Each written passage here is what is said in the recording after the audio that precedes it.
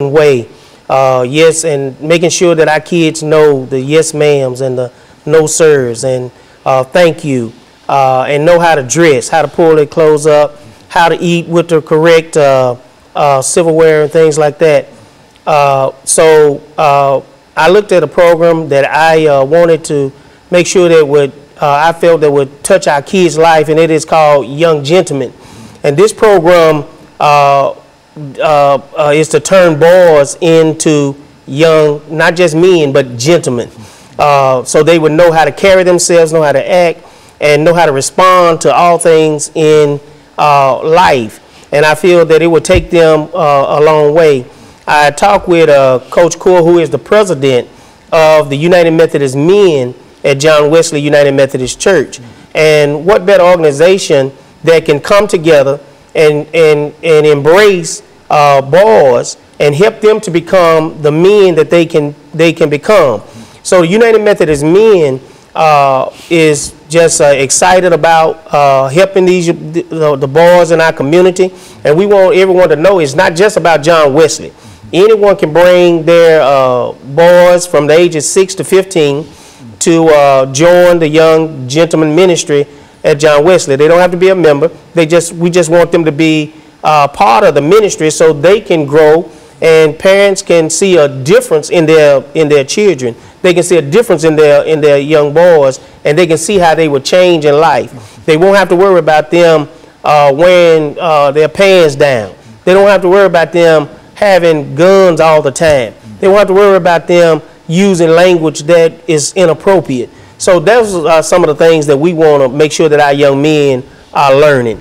And Coach Coure and the other United Methodist Men have embraced it and are doing an excellent job. And at our last meeting, our first meeting, which was last month, we had 9 men to show up, and I just thought that was great. Mm-hmm. Very good. Brother Coure. Okay, when Pastor Hayes came to our Methodist men's meeting and presented this proposal to us, that just got me to thinking about, back several years ago during the summer, I used to work for the Mayor's Youth Patrol and Urban League.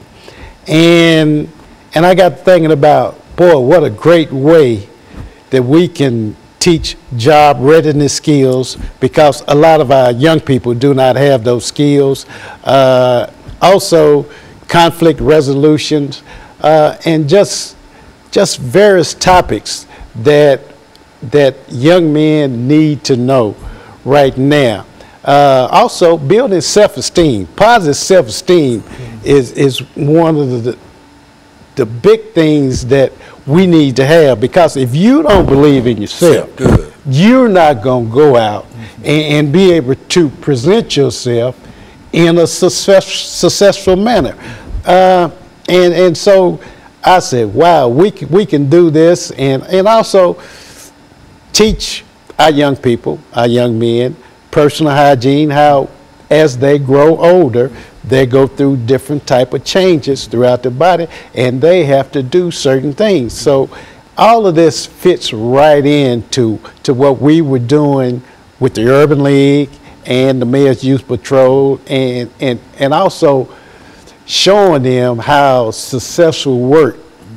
You build on success. If you're successful in working, you're going to be successful in life. And you have to just keep right on building. Now, if you're not successful, there's another way of doing it. You can fake it till you make it.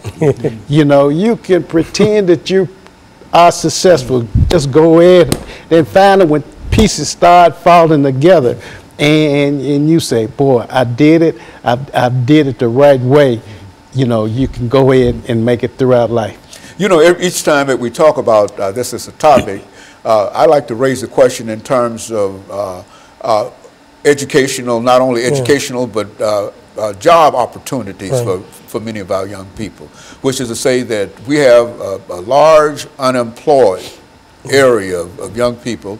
And do you think that it would be cost effective in a real sense for the government, either city government, national government, or whatever, to provide some kind of jobs for some of these young people? I think that would always be great, because it teaches them as youth how to start working. and it builds a character in them that when they go out, they know that, hey, I'm becoming a man. I can work. I got to earn my way.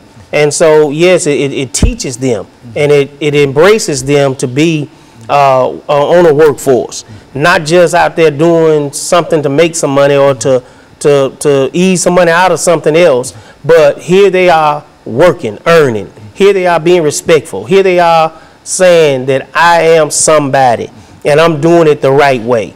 And it makes everybody proud when we see our kids doing it the right way, when we see them learning, when we see them earning, and when we see them saying, I can be all that I want to be and all that God wants me to be. That's what we're trying to do. And so I'm just thankful for the men at John Wesley for the effort that they're putting in this and trying to embrace our youth and want to see them become the best young men around. Well, on dealing with jobs, you know, it's one thing that I'm looking at is that under President Obama, he had some various policies that he wanted to get through, but because of obstruction during his presidency, he wanted to create more jobs and for the inner city infrastructure and so forth. By creating more jobs to rebuild our infrastructure and doing everything else, we'll hire more people. And also, you see that people want to cut taxes. Now, back in the 60s and 70s, we had a program called the CETA program, where various youth, if they had to fit a certain category, had summer jobs. And we got those young people from the various schools, but they don't do it anymore. And I think that's one thing that you're leading up to, is that we don't have the jobs in the black community. That's why the unemployment is very high in our community.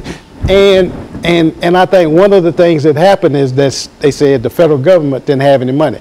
I remember back around in the mid-90s, we had a discussion with one of the teachers. I had a discussion with one of the teachers at Whites Creek. And he was complaining about paying too much taxes. And you know, taxes, some of the taxes that we use will go toward providing jobs for our young people.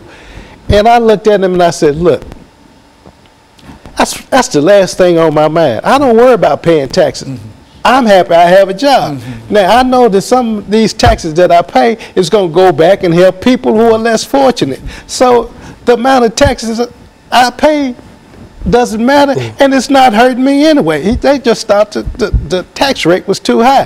And so those type of things, you know, if we can go back and provide jobs for young people in all the communities, it's going to make a better place for everyone. That's why we say it's more cost effective to provide them a job than to send them to prison. Right. Because if you send them to prison, you know, I think they talk about $50,000 a year to house a prison, et cetera, and you could take $5,000 of that money and save a youth, you see. And so, but that's what I wanted to get across today, to have the two of you talk about some of the challenges that our youth are facing and how we might be able to encourage them. And I think both of you have laid out some good programs in reference to what can be done. It's things that we've done prior to this time, but now it seems that it's no longer important that we do so. Then also, we need to bring back vocation. Okay, and let me, and I think that this is about all that we have for today. And let me encourage our audience to tune in again next week for another informative edition of Comments. Thank you and good morning.